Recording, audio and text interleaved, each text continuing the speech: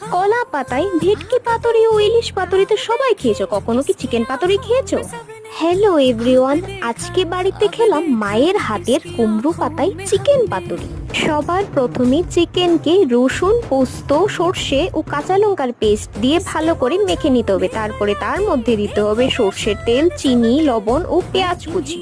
তারপর ভালোভাবে মেখে কুমড়ো পাতার মধ্যে স্টাফ করে নিতে হবে এবং ভালোভাবে ফোল্ড করে নিতে হবে যাতে স্টাফিংগুলি বাইরে না বেরিয়ে আসে।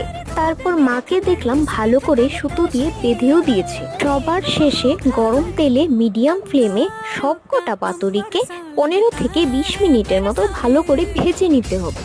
এই তো বাস রেডি আমাদের চিকেন পাতুরি। রবিবারের দুপুরে গরম গরম ভাতের সাথে কুমড়ো পাতায় চিকেন পাতুরি, আহা তার যে কি মজা, তোমরা না খেলে বুঝবেই না। আর এক মুহূর্তও দেরি করবে না, যাও যাও তোমরাও ট্রাই করো কুমড়ো